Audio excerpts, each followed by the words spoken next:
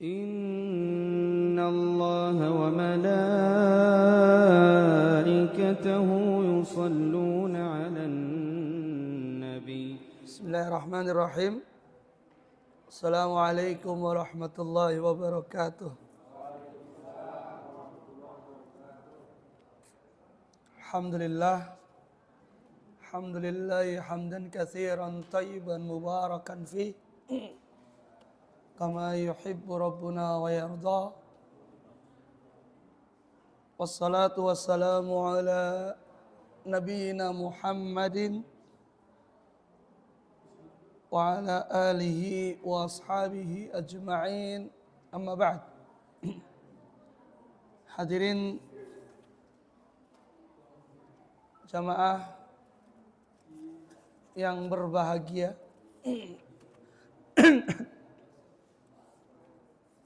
Alhamdulillah kita bisa melanjutkan kembali pengajiannya. Insyaallah kita akan melanjutkan pembahasan ini. Kita setiap hari Jumat ini ngaji apa, Pak? Ngaji kitab apa, Pak? Ya? Tauhid. Ini kita pelajaran setiap kali dengan saya ini. Ketika saya maju ini bahas kitab apa namanya? Tauhid. Nah, kitab Tauhid. Masya Allah. Ada yang tahu karya siapa? Tapi jangan lihat buku ya.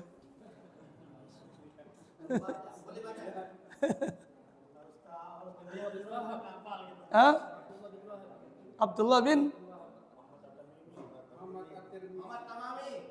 Muhammad At-Tamimi. Setelah lihat buku ya. Muhammad bin Abdul Wahab At-Tamimi. Ya. Hadiah. Ada hadiah nanti, ada waktunya ya.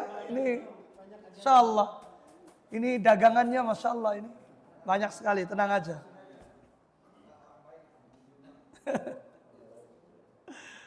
Tadi yang jawab siapa tadi? Pak Riki, Pak siapa tadi? Ya Pak siapa namanya? Pak Naim. Naim ya, bukan Naim. Mal farqu bainan Naim wa Naim? Naim naum, yani alladhi yanam. Naum. Naim Masya Allah artinya adalah nikmat. Masya Allah, silakan Pak Riki, Pak Naim dan Pak siapa namanya? Pak Sahman, tafadhal.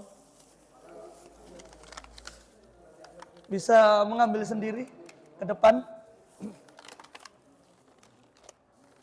Jadi nama kitabnya adalah, siapa lagi tadi yang ikut menjawab? Ini dapat nanti. Ya, sama Pak siapa ini? Yang ikut menjawab tadi siapa lagi?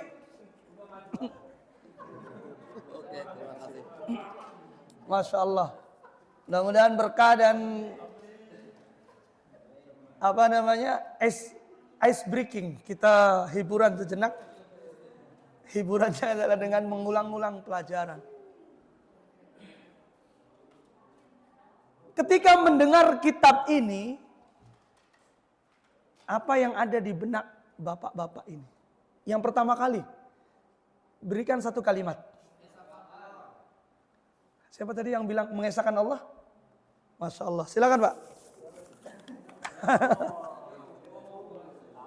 Masya Allah, mengesahkan Allah. Silakan monggo. Ya, Masya Allah. Jadi kitab ini seperti juga namanya Tauhid. Itu artinya adalah dari kata wahada yuwahidu tauhidan, yaitu ifradullah ta'ala bil ibadah, mengesahkan Allah Subhanahu wa taala dalam hal ibadah. Masya Allah, kita hampir 2 tahun yang ngaji, meskipun mungkin juga ada yang menghilang, kemudian datang lagi, ada yang datang terus, ada yang karena memang baru datang dari Indonesia gitu ya. Kita setiap pertemuan ada pembahasan bab per bab. Bab tentang apa yang paling diingat syirik. Apa itu? Yang tadi bilang syirik siapa? Kenapa Bapak menyebutkan bab yang paling mudah diingat adalah syirik?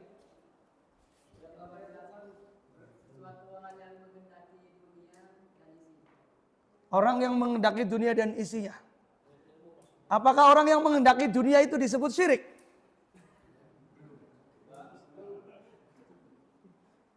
Kenapa?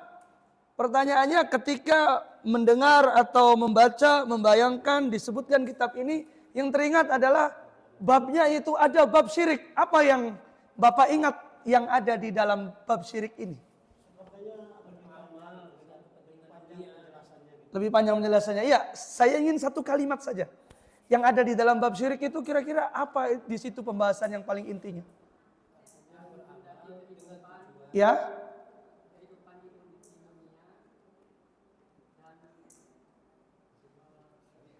Ada yang bisa membantu, Pak? Ya. Beramal dengan tujuan dunia. Ya, itu adalah pembahasan yang kemarin. Masya Allah. Tapi sebelum-sebelumnya kita membahas tentang bahaya syirik. Apa yang dimaksud dengan syirik?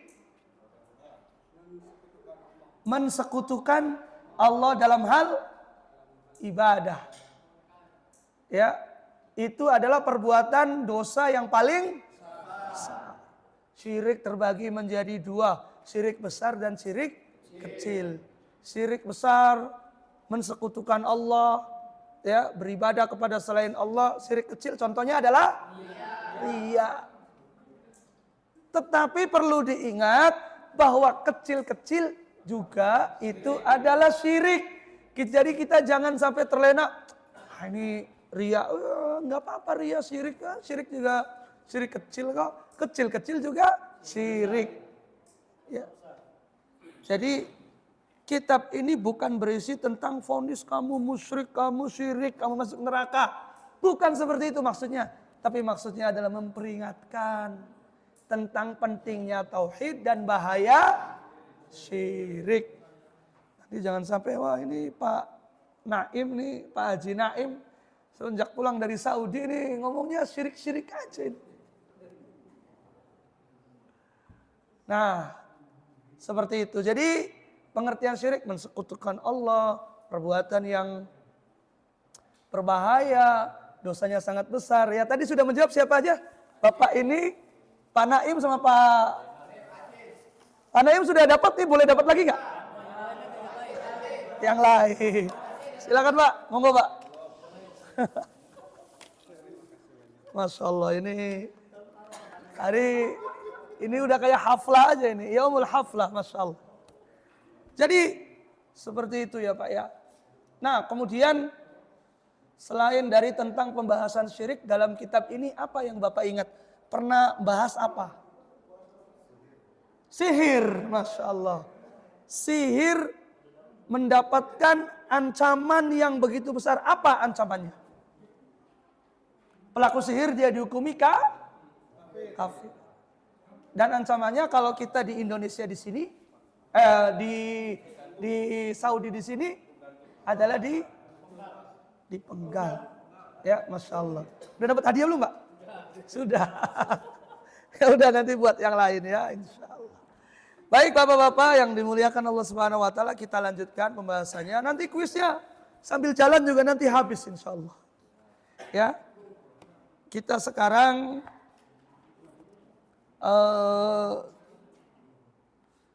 adalah masuk ke bab yang ke-38. Ya, udah nyampe bab 38 aja ini insya Allah. Kita akan segera menuntaskan ya. Yaitu bab man ata'al ulama wal umara fi tahrimi ma ahallallah au tahlil ma harramahu faqad ittakhadhahum arbaban min dunillah. Ini babnya sangat panjang sekali. Yaitu bab barang siapa yang mentaati ulama dan umara, yaitu pemimpin, dalam hal mengharamkan apa yang dihalalkan Allah atau menghalalkan apa yang diharamkan Allah, berarti dia telah mempertuhankan mereka. Masya Allah, ini sangat penting sekali ya Pak ya. Bab kali ini nih, kadang-kadang kita lebih manut dan lebih taat kepada ulama, kepada pemimpin, daripada taat kepada Allah. Kata Allah dan Rasulnya seperti ini, tapi kalau kata si A-nya seperti ini, maka kita nurut si A. Ya, insya Allah kita akan masuk ke pembahasan. Silakan, ada yang mau bacakan Pak? Nah, biasanya Pak Naim nih, atau mau yang lain? Boleh yang lain juga. Langsung artinya boleh, langsung dibacakan teks Arabnya juga boleh, bebas saja. Ya, dibaca dulu bab 38 judulnya. Bab 38, barang siapa menahan ulama dan umarah dalam mengharamkan apa yang dihalalkan Allah atau menghalalkan apa yang diharamkan Allah, berarti dia telah mempertuhankan mereka.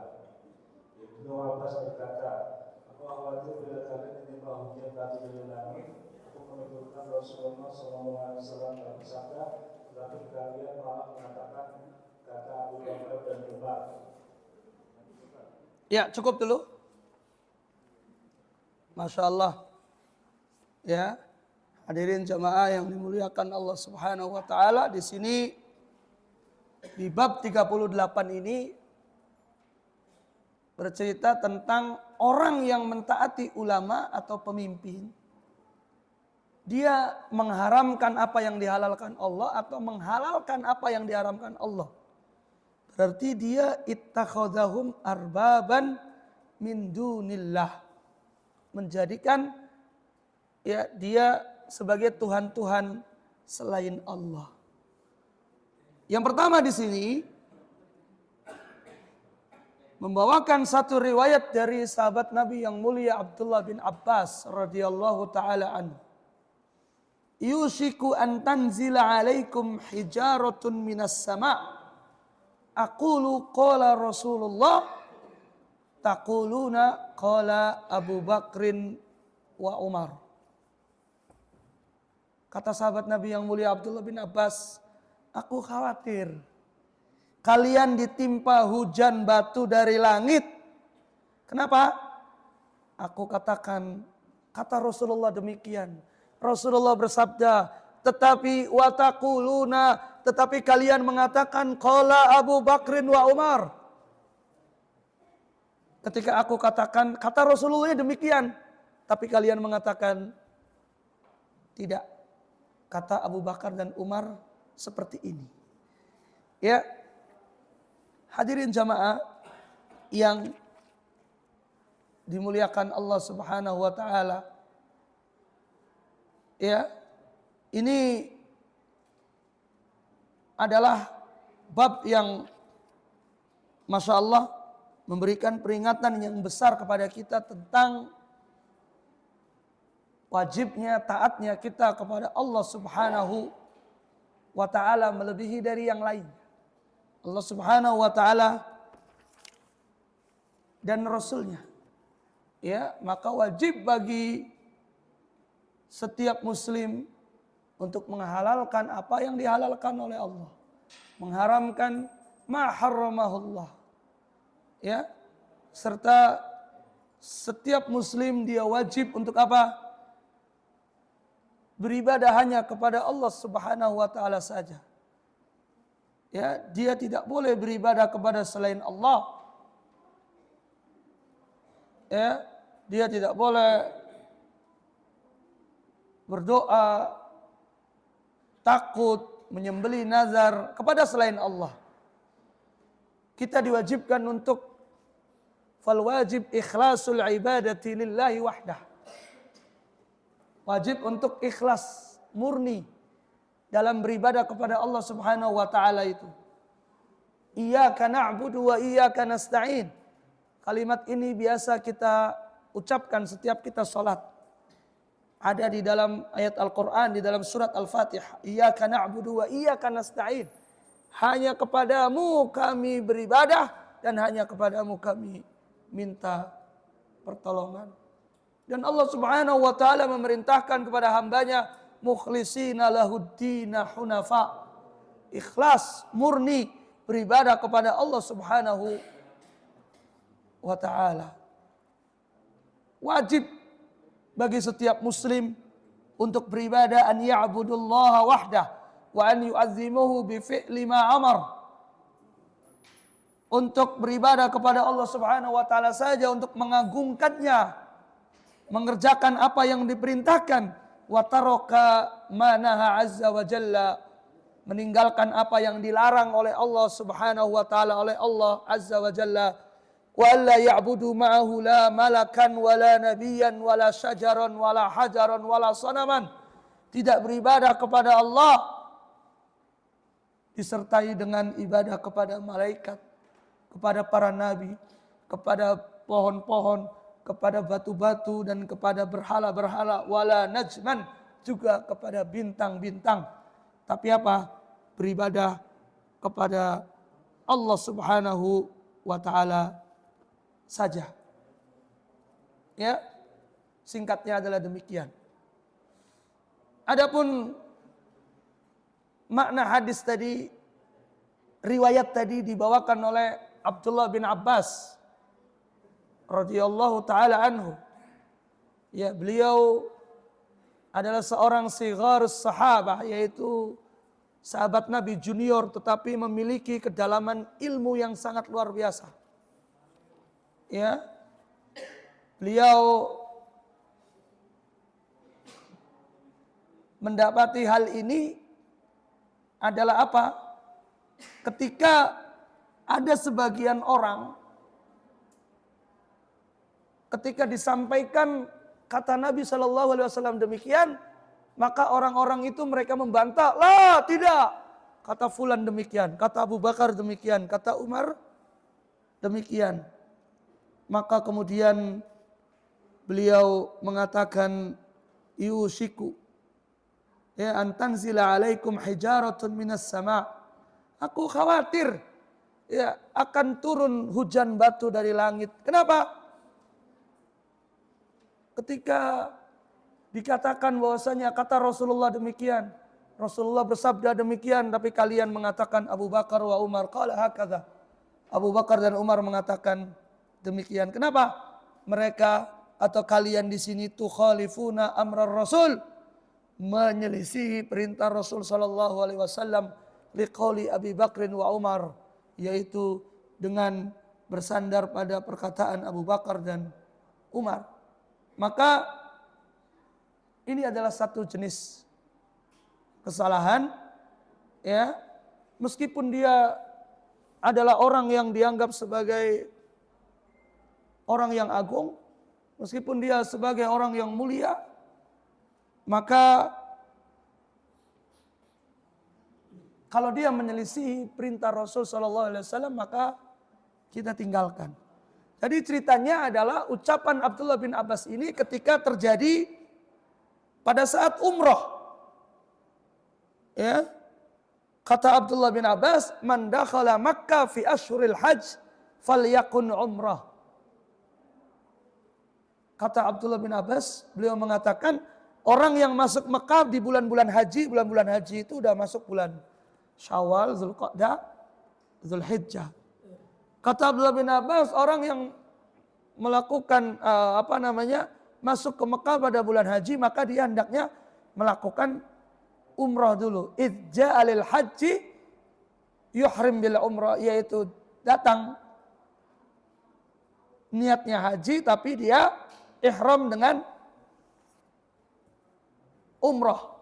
Yatufu wa yas'a wa yaqsir wa yahil. Tawaf, sa'i, kemudian mengqasar atau mencukur rambut, kemudian dia tahallul. Nah, ini yang dikatakan oleh Abdullah bin Abbas demikian, bahwa kalau masuk bulan haji maka dia umrah dulu, yaitu yang dimaksud yang disebut dengan umrah tamattu. Ya, ini pelaksanaan haji tamattu. Kemudian apa yang dikatakan oleh orang-orang? Inna Abu Bakrin wa Umar ra'ya annahu yufrid bil hajj wa yabqa ala ihramihi ila waqtil hajj. Kata orang-orang bahwasanya Abu Bakar dan Umar itu hajinya adalah haji ifrad. Yaitu dia tetap pada keadaan ihram sampai datang masuk waktu haji. Kemudian Abdullah bin Abbas mengatakan demikian. Ya, ini kata Rasulullah demikian, kok kalian bantah dengan Abu Bakar dan Umar. Meskipun apa yang dilakukan oleh Abu Bakar dan Umar tadi juga merupakan salah satu jenis dari manasik haji. Kita ketahui bahwa manasik haji itu ada beberapa jenis. Ada berapa, Pak? 3, yaitu kita kenal ada ya namanya ifrad, yaitu haji saja. Kemudian ada tamattu, umroh dan haji ada qiran, yaitu memasukkan umroh ke haji. Poin pentingnya, kalau kata orang zaman sekarang, point of view-nya adalah bahwa di sini ketika mendapati qaul, perkataan dari Nabi SAW tidak layak untuk dibantah dengan orang yang semisalnya. Kalau perkataan Abu Bakar saja tidak layak untuk membantah qaulnya Rasul SAW, maka tentu orang-orang yang di bawahnya lagi, orang-orang di zaman kita sekarang misalnya, kita katakan, Pak, yang demikian itu haram, nggak boleh. Kata siapa nggak boleh? Orang kalau kata fulan dan fulan itu boleh misalnya. Nah, maka tentu yang demikian adalah lebih tidak diperbolehkan lagi. Selanjutnya adalah menukil qaul, ucapan Imam Ahmad bin Hanbal, salah seorang imam Ahlussunnah wal Jamaah, imam mazhab. Beliau mengatakan di sini qala al-Imam Ahmad ibn Hanbal rahimahullah al-alim al-masyhur. Imam Ahmad bin Hanbal mengatakan, ajabtu liqaumin araful isnada wa sihhatahu yazhabuna ila ra'yi Sufyan. Imam Ahmad bin Hanbal mengatakan bahwa saya heran dengan kaum, dengan orang-orang yang mereka mengetahui sanad dan kesahihan sebuah hadis. Jadi sanad itu mata rantai bawaan hadis ya. Ini kata Imam Ahmad bin Hanbal, saya heran dengan orang-orang yang mengerti tentang hadis. Maksudnya adalah mengomentari para orang-orang alim di zaman beliau juga, tapi beliau merasa heran kok ada orang yang mengerti tentang hadis, sanadnya, riwayatnya, ya. Tetapi yadhabuna ila ra'yi Sufyan. Tapi mereka berpegang kepada pendapat, misalnya pendapat fulan, yaitu di sini disebutkan dia mengerti tentang hadis, sanad hadis, tapi lebih mendahulukan pendapat Sufyan. Sufyan di sini adalah Sufyan bin Sa'id Ats-Tsauri. Ya. Padahal di sini Sufyan Ats-Tsauri adalah seorang yang alim, seorang ulama yang agung. Tetapi kenapa memang Imam Ahmad bin Hanbal di sini beliau mendapati apa? Mendapati ada orang-orang yang di zamannya itu lebih mendahulukan pendapatnya Sufyan daripada hadis-hadis Nabi SAW yang memang dia tahu derajatnya sahih. Sudah tahu hadis ini sahih, tapi lebih memilih pendapat orang yang ini kadang dia bertentangan dengan hadis Nabi SAW. Maka Imam Ahmad beliau mengatakan, akhafu alaihi min ghadabillahi azza wa jal. Aku takut pada mereka mendapatkan murka dari Allah azza wa jal. Wallahu ta'ala yaqul, di mana Allah Subhanahu wa taala berfirman, "Falyahdharil ladzina yukhalifuna an amrih an tusibahum fitnah aw yusibahum adzabun alim." Maka waspadalah. Ya.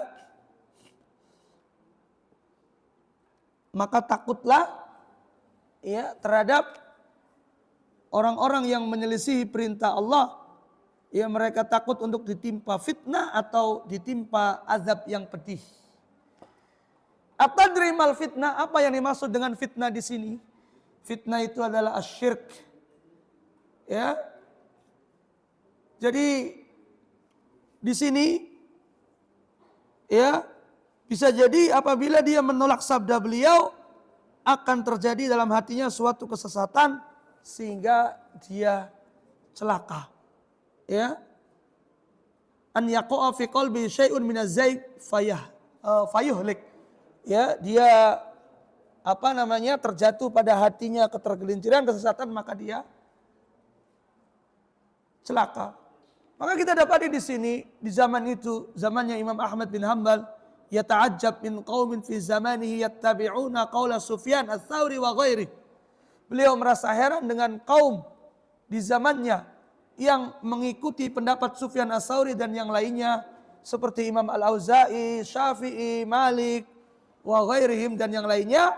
Mereka lebih mendahulukan pendapat imam-imam tersebut wa yatrukunal hadis ats-tsabit, meninggalkan hadis-hadis yang sudah sahih, sudah pasti an Rasulillah sallallahu alaihi wasallam, dari Rasul sallallahu alaihi wasallam. Khafa alaiman an tusibahum fitnah. Khawatir akan ditimpakan fitnah bagi mereka, yaitu apa? Asyirk, syirikan, au yusibahum azabun alim bi uqubatin ajilah, atau nanti takut ditimpakan azab, siksa yang pedih, yaitu dengan disegerakan. Ya, maka hadirin jamaah yang dimuliakan Allah Subhanahu wa taala, makna dari ini adalah wajib bagi setiap muslim untuk mentaati siapa? Allah dan Rasulnya. Ya, dan ketika perintah Allah Subhanahu wa taala sudah sangat jelas, maka wajib untuk ditaati dan tidak boleh untuk menyelisihi hal tersebut, siapapun dia. Bahkan disebutkan di sini la Malik wala Ahmad wala Syafi'i wala Al-Auza'i wala Tsauri wala ghairuhum. Siapa dia, meskipun Imam Malik, Imam Ahmad, Imam Syafi'i, Imam Al-Auza'i dan yang lainnya. Kenapa? Karena Allah Subhanahu wa taala berfirman, "Atiullah wa atiur Rasul." Taatilah Allah dan taatilah Rasul. "Wa ma atakumur rasulu fakhudhuh wa ma nahakum anhu fantahu." Apa yang datang dari Rasul kepada kalian maka ambillah, dan apa yang diperintahkan untuk ditinggalkan maka tinggalkanlah. Ya, maka wajib mentaati Allah dan Rasulnya serta tunduk terhadap syariat Allah Subhanahu wa taala, karena kita terlarang, karena kita tidak boleh untuk menyelisih syariat Allah Subhanahu wa taala. Nah, yang jadi masalah itu adalah ketika kita tidak mengerti, ya Pak ya. Ya namanya kita orang awam, kita ngikut aja lah, ikut apa kata orang. Kata orangnya A, kita ikutan. Kata orangnya B, kita ikutan gitu. Ternyata itu menyelisihi sunnah, menyelisihi ajaran dari ajaran Nabi SAW. Kalau seperti itu bagaimana hukumnya? Kalau seperti itu bagaimana hukumnya Pak? Kata orang A udah kita ikut-ikutan. Kata orang B kita ikut-ikutan. Ternyata itu bukan dari ajaran Islam. Bagaimana sikap kita kalau keadaannya adalah demikian? Ya, pernah nggak dapati dalam kehidupan bapak-bapak ini? Kalau di sini mungkin nggak banyak interaksi ya, mungkin selama atau waktu tinggal di Indonesia gitu. Ternyata salah gitu loh. Ya kata orang kan demikian. Orang nggak punya pendirian. Kata orang kalau melakukan ini, ada yang bisa kasih contoh nggak? Ini ya pembahasan kita kali ini nih, dapat dipahami nggak? Ada yang bisa kasih contoh nggak kira-kira yang menurut orang itu benar, ternyata salah menurut syariat?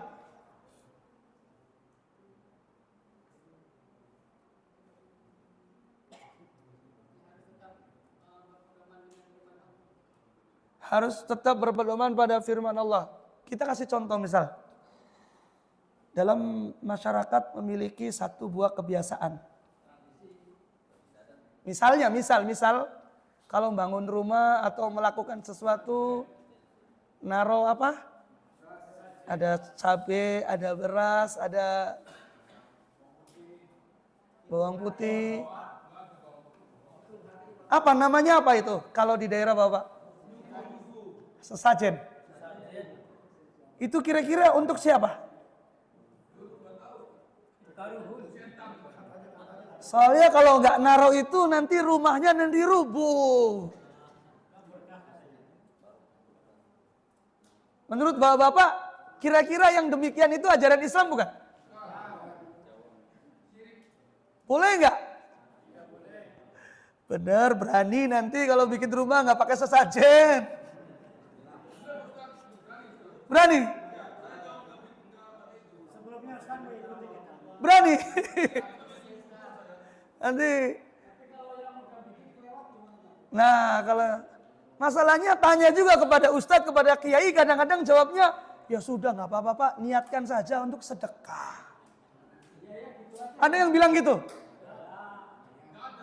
Ya masa sedekah kita kasihkan ke bangsa jin biar aman, itu namanya sedekah atau sesembahan? Nah,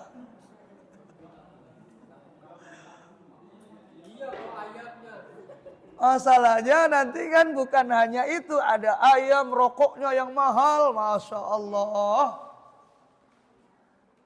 Secara tradisi memang kita melihat bahwa itu bukan dari bagian Islam, itu kan dari ajaran-ajaran yang lain.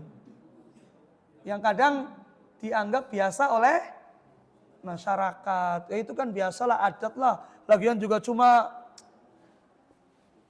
berapa sih paling harganya 10.000, 20.000 gitu kan. Murah gitu kan. Orang kok pelit banget kayak gitu aja nggak boleh gitu misalnya. Misalnya gitu. Akhirnya kemudian dijadikan win-win solution. Oh ya sudah, kita niatkan saja sedekah. Biar tidak menjadi syirik katanya. Setuju nggak? Ya? Setuju nggak?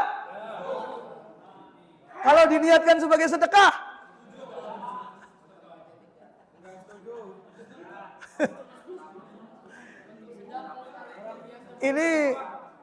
Ini terjadi perselisihan di antara ahlul riyad, Masya Allah. Sedekah itu sudah ada tempat-tempatnya Pak. Kalau niatnya sedekah, sedekahnya kepada siapa? Fakir miskin, anak yatim, orang-orang yang butuh bantuan, janda-janda yang butuh bantuan. Yang muda. Sama seperti misalnya, wah biasanya yang rumahnya pinggir laut gitu, punten-punten ya. Gitu kan, biasa ngasih larung apa namanya, kepala ini. Ini soalnya bahaya ini kalau nggak dilakukan ini gitu. Kenapa? Nanti penguasa lautnya ngamuk misalnya. Nanti penguasa lautnya bisa marah, kita, wah ini yang ini aja belum habis ini, harus banyak wis ini. Masya Allah. Nah, kemudian dengan alasan membuang kepala kerbau, kepala sapi ini ke tengah laut dengan alasan sedekah. Setuju nggak? Hartono setuju nggak? Oke, kita kasih hadiah satu untuk Pak Hartono. Fadol Pak Hartono. Pak Hartono atau Pak Hartono? Iya. Ya. Oh, sabun atau ini boleh milih, bebas saja. Oh ya tadi menjawab ya, bisa. Ayo Fadol. Ini bisa. Tadi udah dapat ya tapi ya. Nah, kalau memang niatnya sedekah, kenapa yang dibuang adalah kepala binatang? Yang memang itu bukan makanannya ikan, katanya sedekah untuk ikan. Kalau sedekah untuk ikan itu ngasih pakan ikan. Memang dari awal niatnya adalah keliru. Ini untuk apa? Dalam tradisi Islam yang demikian itu tidak ada. Itu adalah berawal dari tradisi agama lain.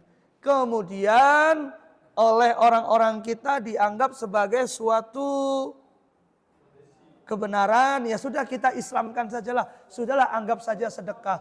Kemudian kita lebih mendahulukan itu daripada perintah Allah. Kata Allah, inna salati wa nusuki wa mahyaya lillahi rabbil.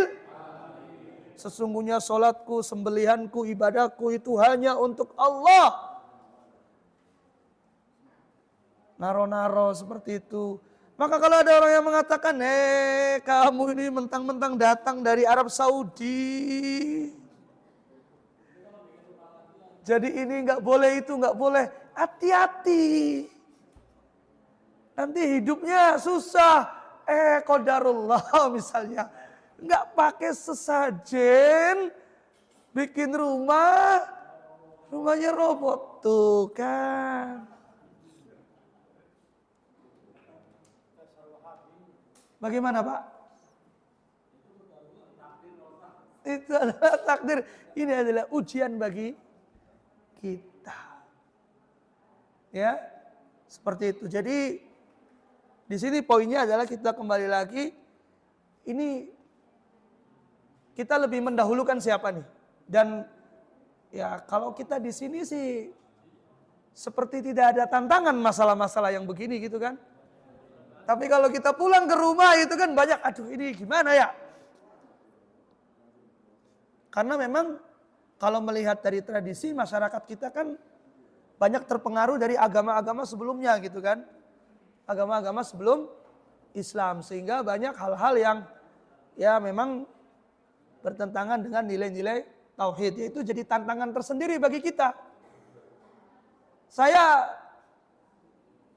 beberapa kali pernah ditanya juga oleh teman-teman dari Indonesia itu, Ustadz gimana ya menurut antum minta solusi? Ya kalau solusi dalam syariat sih mudah, itu nggak boleh ditinggalkan. Terus bagaimana saya menghadapi keluarga, menghadapi masyarakat? Nah itu saya yang tidak ada pengalaman kata saya, karena saya tinggal di sini, tidak menemukan hal itu. Antum tinggal di sana lebih mengetahui bagaimana agar tidak taruh sesajen, tidak taruh ini, tidak taruh itu. Nah itu kalau menurut syariat sih mudah. Ditinggalkan gitu. Cuma prakteknya bagaimana? Antum yang lebih mengetahui. Ya, karena saya tidak punya praktek untuk menghadapi hal tersebut. Ya, kadang-kadang unsur-unsur yang seperti itu agak sulit ya. Apalagi kalau dihadapkan pada permasalahan yang kita sebagai pelakunya, misalnya nikah gitu kan. Kita sebagai pengantin gitu kan. Lalu kemudian di situ ada acara-acara misalnya kayak seperti tadi itu yang bertentangan dengan syariat, ya kita nggak bisa apa-apa gitu ya. Nah kalau keadaannya demikian bagaimana Pak solusinya? Atau misalnya yang sudah berlalu, kata siapa tadi? Ada yang bilang? Nah bagaimana solusinya? Ini yang bilang sudah kelewat ini boleh mengambil hadiah satu ini. Boleh ambil sabun, sampo, ini bukan sampo ya? Permen atau apalah di sini. Ya yang ada di sini dagangannya ini. Dagangan gratis ya. Halal. Boleh permen.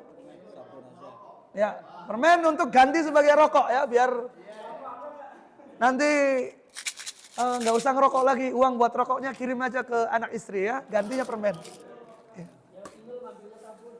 Ya. Masya Allah. Oke kita lanjutkan ya Pak, silakan. Monggo. Diriwayatkan dari Adi bin Hatim.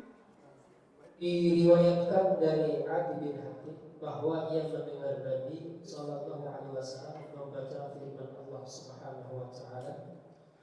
A'udzu billahi minasyaitonir rajim. Ittakhadhu ahbarahum wa ruhbanahum arbaban min dunillah. Mereka menjadikan orang-orang alim dan rahib-rahib mereka sebagai Tuhan-Tuhan selain Allah. At-Taubah ayat 31. Lanjut satu lagi. Tutur hati kemudian, maka aku berkata kepada beliau, sungguh kami tidaklah menyembah mereka. Beliau bertanya, alaysa yuharrimuna ma ahalallahu fatuharrimunahu wa yuhilluna ma haramallahu fatuhilluna. Faqultu bala. Qala fatilka ibadatuhum. Bukankah mereka itu mengharamkan apa yang telah dihalalkan Allah, lalu kalian pun mengharamkannya? Dan bukankah mereka itu menghalalkan apa yang telah diharamkan Allah, lalu kalian pun menghalalkannya? Aku menjawab, ya.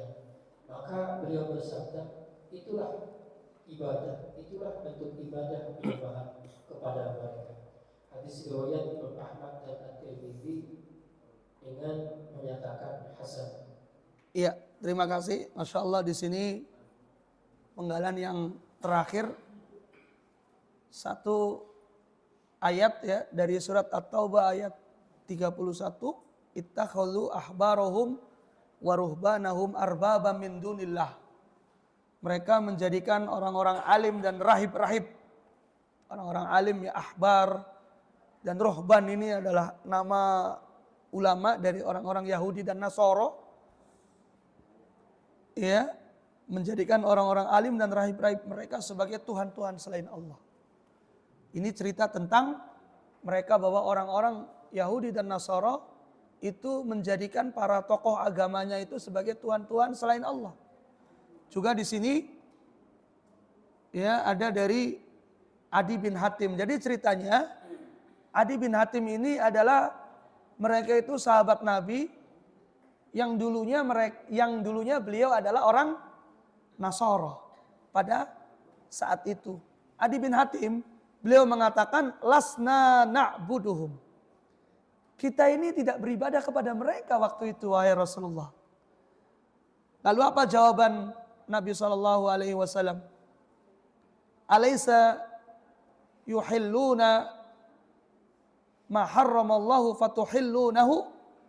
Ya, bukankah kamu itu menghalalkan apa yang diharamkan Allah, lalu kalian menghalalkannya? Wa yuharrimuna ma ahallallahu fatuharrimunah. Kemudian kalian mengharamkan Allah apa yang dihalalkan oleh Allah, kemudian kalian haramkan. Fakultu bala. Ya, lalu kata Adi bin Hatim, iya, tentu. Qala, lalu kata Nabi SAW, fatilka ibadatuhum. Maka itulah jenis ibadahnya. Maka itulah jenis ibadahnya. Makanya kemudian di sini, ya, mentaati seseorang dari hal-hal yang mestinya dia haram tapi dia halalkan.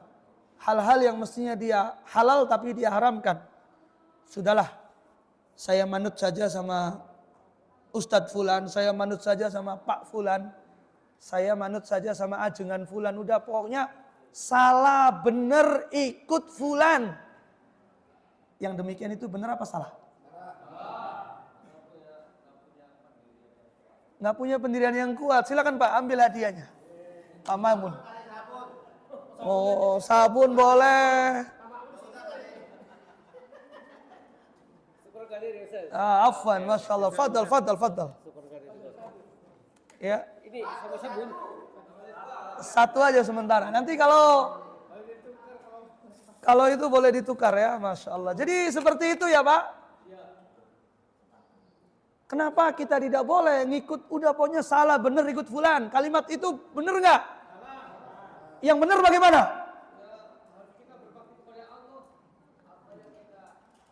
Kalau memang kita tahu bahwa ini bertentangan dengan Allah, ya kita nggak ikuti. Tapi secara umum, saya kan orang awam, betul ya, kita orang awam, kita orang nggak ngerti. Ya betul. Kalau kita bener, si fulan itu dia bener, ya kita ikut. Tapi kalau salah jangan. Kalau kita tetap ikut padahal dia salah, kita tetap ikut, maka takutnya adalah seperti ini. Oh, kita nggak beribadah kepada fulan, kita nggak sembah sujud. Ingat kata Nabi SAW kepada Adi bin Hatim ini. Mereka mengharamkan apa yang dihalalkan Allah. Mereka menghalalkan apa yang diharamkan Allah. Kemudian kamu ikut. Maka inilah jenis ibadah tersebut. Inilah jenis ibadah tersebut. Makanya kemudian memang kita awam, kita nggak ngerti. Makanya agar kita ngerti, maka kita ngaji. Kita datang ke sini. Kita datang ke majelis taklim itu agar apa? Agar kita belajar, agar kita mengerti, agar tidak awam terus, agar tidak manut saja kata si A itu, kamu nggak boleh seperti ini, nurut. Kamu nggak boleh seperti itu, nurut. Karena nggak tahu, dengan alasan saya ini awam. Akhirnya sebagaimana kata Allah Subhanahu wa taala, wa in tuti aktsara man fil ardi, ya, siapa kalau seandainya kalian mengikuti sebagian besar orang yang ada di muka bumi ini, maka mereka akan menyesatkanmu dari jalan Allah Subhanahu wa taala. Maka di sini pentingnya kita belajar. Ya, kita harus punya jiwa kritis. Begitupun dengan saya di sini. Kalau saya salah, maka kalian antum jangan mengikuti. Siapapun dia. Kalau dia bertentangan dengan Allah dan Rasulnya, maka tidak patut untuk diikuti. Kayaknya Ustadz Budi nih yang disampaikan sekarang ini bertentangan nih dengan hadis ini. Jangan diikuti, siapapun dia. Makanya kemudian di sini disebutkan oleh Syekh bin Baz di sini, ya saya menukil dari kaulnya Syekh bin Baz. Siapapun dia, meskipun dia Imam Syafi'i, meskipun dia Imam Malik, meskipun dia Imam Al-Auza'i, kalau memang dia bertentangan dengan firman Allah Subhanahu wa taala dan perintah Rasulnya, maka tidak patut untuk diikuti. Bahkan kemudian di sini disebutkan, ya, kata Imam Ahmad, aku heran dengan orang yang ngerti hadis, tahu sanad, tahu kesahihan hadis, tapi dia lebih mendahulukan pendapat Sufyan Ats-Tsauri. Padahal Sufyan Ats-Tsauri ini adalah orang yang hebat, orang yang top, orang yang pintar, orang yang cerdas, orang yang alim. Tapi kenapa banyak orang yang lebih mendahulukan pendapatnya Imam Ats-Tsauri daripada hadis Nabi Shallallahu Alaihi Wasallam? Kalau orang awam masih maklum, tapi kalau orang yang dia mengerti, yang pintar, kok dia juga ikut-ikutan, padahal tahu itu bertentangan dengan hadis Nabi Sallallahu Alaihi Wasallam. Ya, Masya Allah, seperti itu. Jadi apa kesimpulan kita pada pertemuan kali ini, Pak?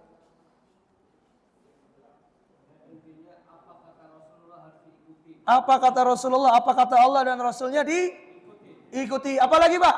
Ada yang bisa memberikan satu kalimat? Ayo, kata-kata hari ini. Iya? Harus punya pendirian. Kenapa harus punya pendirian? Biar nggak bawa arus. Silakan, Pak, bisa memilih. Mau milih apa saja boleh, sabun boleh, permen boleh, anggur boleh.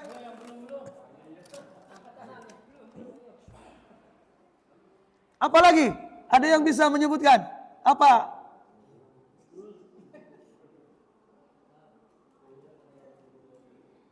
Apa jadi kesimpulannya pertemuan kita pada hari ini? Ya? Apa yang dapat kita ambil pelajaran dari pertemuan kita hari ini tentang materi kita ini? Ya?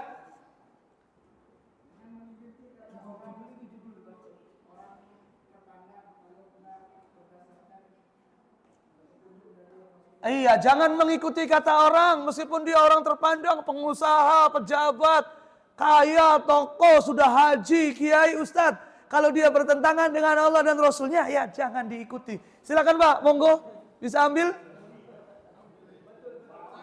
Ya, karena ini jawabannya adalah sangat luar biasa, maka boleh ngambil 2. Ya. Fadol, boleh ngambil 2 mana saja. Sama permen, sama anggur boleh, silakan. Ya, Masya Allah. Luar biasa. Ada yang mau menambahkan? Boleh.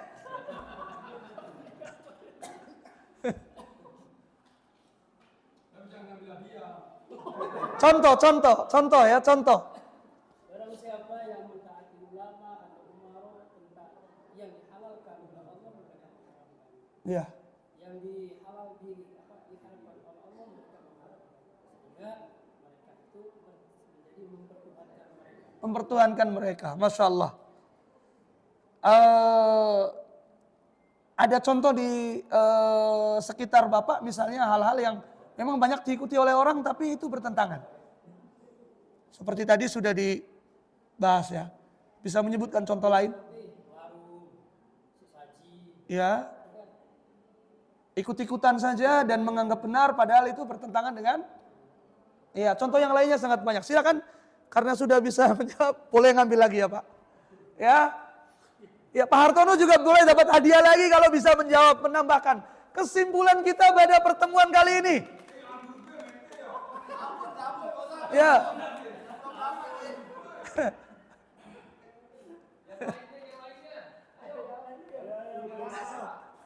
Ya, mungkin ini untuk ibu-ibu ya, untuk ibu-ibu aja udah ya. Ya, silakan.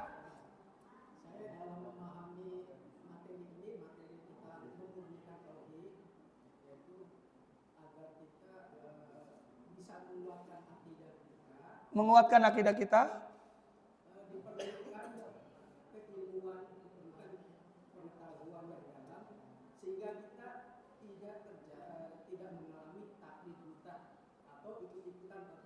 Nah, mantap. Di sini kita dapati kalimat taklid buta.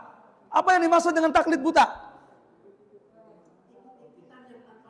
Ikut-ikutan tapi kita nggak tahu. Yang penting apa yang, Masya Allah, luar biasa. Silakan Pak, bisa maju ke depan.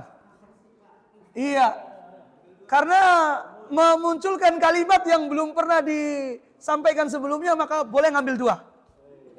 Iya, boleh silakan. Ada kalimat, kita jangan taklid buta. Yang dimaksud dengan taklid buta itu, sudahlah kita ngikut aja lah. Benar salah pokoknya ini adalah benar. Ya, Masya Allah. Jadi poin pentingnya dikatakan oleh Pak, siapa namanya,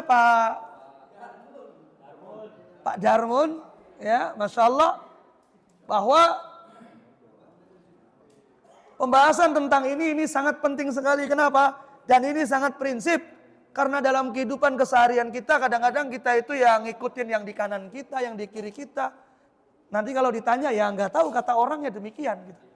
Karena kita sebagai orang yang ngaji, yang rajin hadir di majelis taklim, jangan ikut-ikutan seperti itu.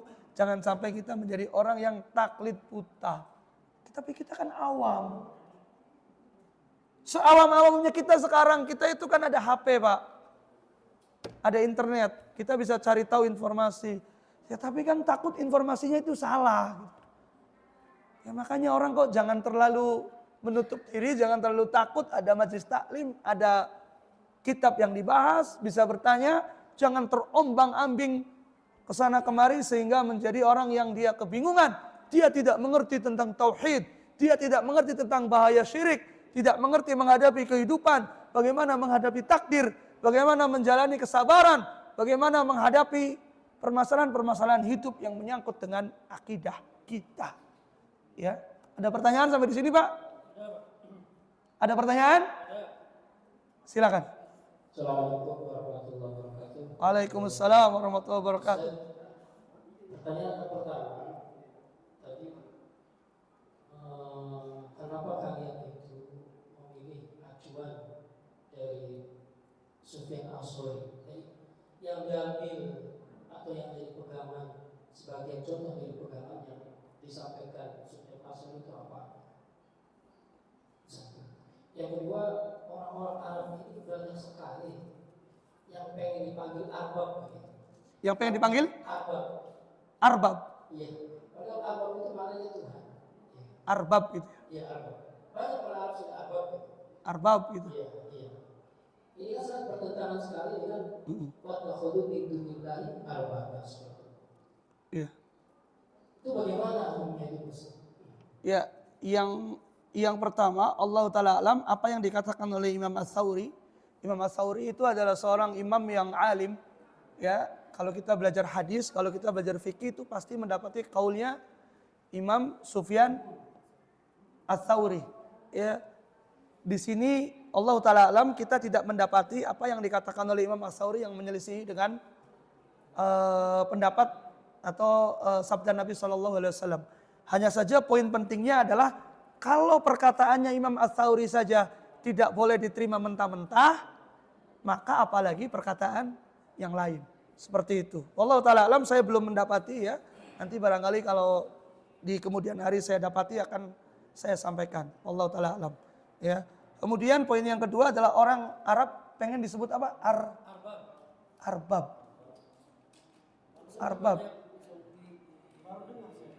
Ahbab mungkin ya. Di Saudi di daerah mana itu Pak? Saya malah belum dengar. Arbab itu Tuhan. Padahal kalau bisa dipikirnya dipanggil bos. Oh maksudnya gitu ya, bos gitu ya. Katanya Arbab. Apalagi di Emirat Arab. Oh di Emirat Arab. Ya mungkin yang pertama adalah arbab di sini adalah jamak dari rob ya. Arbab makna secara umum adalah dia Tuhan-Tuhan. Tuhan-Tuhan. Tetapi pada daerah tertentu dia mungkin memiliki makna yang lain yang kita perlu telaah. Misalnya kayak tadi di Emirat, mungkin di Emirat dia maknanya adalah bos. Ya, jadi kata Rob di sini tidak berarti maknanya adalah Tuhan. Contohnya adalah Robbul Bait. Robbul Bait itu artinya apa? Ya, ya pemilik rumah. Malah kalau Robbatul Bait, ibu rumah tangga itu adalah Robbatul Bait. Jadi ketika menyebutkan arbab, bisa jadi bukan maknanya adalah Tuhan, tetapi maknanya adalah ya dia yang punya harta gitu ya, bos gitu ya. Atau kalau di kita di Saudi mungkin yang sebagai mudir gitu kan. Pengen disebut sebagai mudir, Masya Allah, ada kulu mudir, ada. Ya pemimpin. Itu adalah yang pertama bisa jadi maknanya berbeda sesuai dengan penafsiran dari daerah Arab mana dia seperti itu. Kemudian yang kedua, kalaupun dia maknanya adalah Tuhan itu salah. Sesuatu yang salah maka kita tidak ikuti. Dan ingat bahwa tidak semua yang ada di Arab itu adalah pasti benar. Ya, karena yang patokan yang benar itu adalah syariat Allah dan Rasulnya. Disebutkan pada pembahasan kita kali ini, siapapun dia yang bertentangan dengan Allah dan Rasulnya, baik dia orang Arab, orang Afrika, orang Amerika, orang Indonesia, ya dia salah. Jadi kadang-kadang kita juga sering menjadi patokan. Tapi ini di Arab ini dilakukan. Nah kalau salah ya salah. Gitu kan. Orang Arab suka begadang, ya salah itu bertentangan dengan sunnah Nabi. Sunnah Nabi itu kalau setelah Isya ya tidur. Nanti sepertiga malam bangun sampai subuh. Kemudian subuhnya nggak tidur. Tapi kalau orang Arab habis subuh tidur. Benar atau salah demikian? Salah secara syariat. Maksudnya tidak sesuai dengan anjuran atau sunnah Nabi. Maka kalau salah ya kita katakan salah. Tapi ada orang yang mengatakan tuh orang Arab demikian. Apalagi kalau kita di Indonesia misalnya. Lihat orang Arab joget-joget. Lihat orang Arab misalnya ke disko apa. Tuh lihat orang Arab tuh demikian. Loh emangnya sejak kapan Arab jadi dalil? Yang jadi dalil, hujah dalam beragama itu adalah Al-Quran dan hadis. Ini petunjuk dari Allah Subhanahu Wa Taala dan dari Rasulnya. Makanya ya sekali lagi pelajaran kita kali ini adalah sangat penting sekali. Siapapun dia. Jadi kita jangan menjadikan, wah ini Arab ini gini. Ya memang sebagian besar Masya Allah ya kita dapati masyarakat Arab banyak yang perhatian kepada Islam. Berpegang kepada Al-Quran, Sunnah Nabi, sholat berjamaah. Tetapi tidak semuanya yang dilakukan oleh orang Arab itu adalah kebenaran. Kalau yang sesuai dengan Al-Quran ya maka kita ambil dan kita ikuti. Kalau tidak sesuai dengan Al-Quran dan hadis ya kita tidak mengikuti. Sebagaimana di pelajaran kita kali ini. Siapapun dia, tokoh, pimpinan, pejabat, kiai, ustadz. Kalau bertentangan dengan kata Al-Qur'annya A, dia bilang B, oh enggak. Misalnya kita dapati ada seorang ulama, karena saking saktinya, karena saking alimnya, konon setiap sholat Jumat dia sholatnya di Mekah. Padahal dia rumahnya misalnya di Cirebon. Pak Ustadz, kok enggak pernah kelihatan sholat Jumat? Karena saya sholat Jumatnya di Mekah. Oh, sakti sekali, hebat sekali nih. Pak Ustadz, kok nggak pernah sholat di masjid? Iya, soalnya saya kalau sholat di masjid itu saya nanti ria, maka saya sholatnya di rumah saja. Oh iya benar, Masya Allah, sakti nih, hebat nih. Ustadz kok nggak pernah kelihatan sholat? Ya soalnya saya kalau sholat itu cukup mengingat di dalam hati, saya ngobrol dengan Allah. Oh iya hebat, maka dia dianggap sebagai wali Allah, orang yang dekat dengan Allah, kemudian diikuti, apapun yang dia lakukan dia ikuti, dia tangannya celup ke dalam air, kemudian airnya untuk diminum, untuk kesehatan, kekuatan, menyembuh penyakit, kemudian diikuti oleh orang-orang. Yang demikian setuju nggak? Hah? Karena dalam beragama itu yang jadi patokan kita apa? Kita punya pedomannya, Pak. Al-Quran, bagaimana dijelaskan oleh para ulama. Kalau ada yang bertentangan ya kita nggak ikuti. Tapi ini kata orang dia itu orang yang alim, orang yang sakti. Kualat kamu nanti kalau ketemu sama dia. Enggak. Gitu kan. Ternyata suatu ketika misalnya ketemu dengan orang yang dianggap sakti ini, dia ketakutan.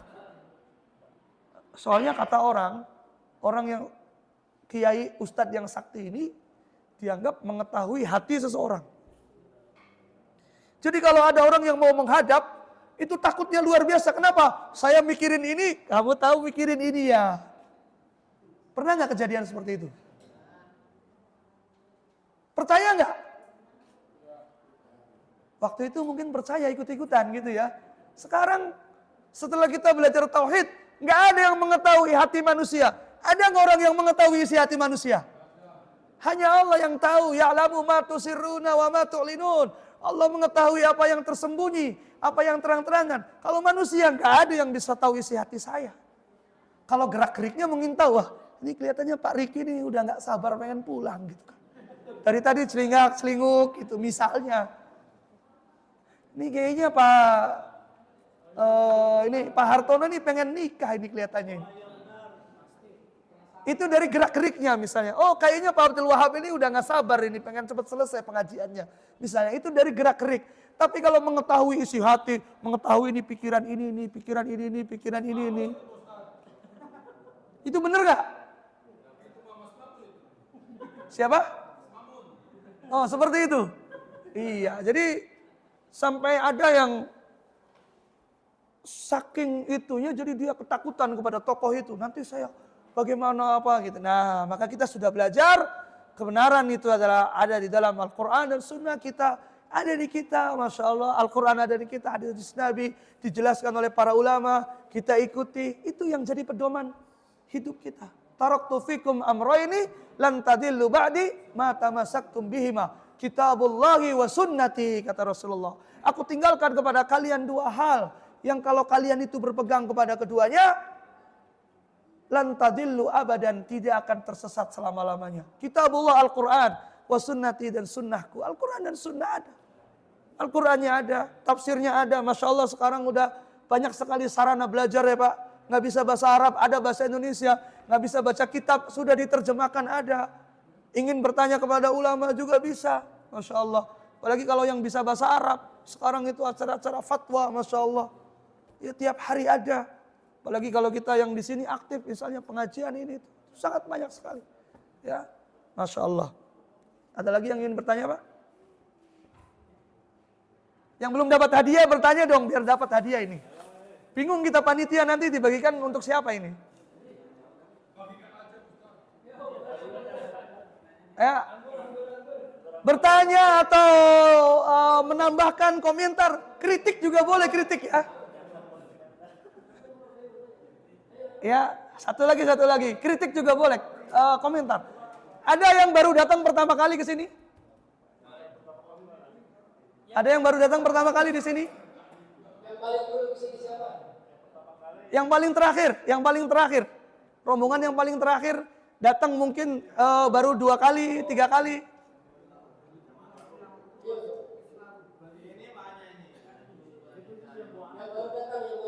Ada yang mualaf, Masya Allah, mualaf. Ada yang mualaf.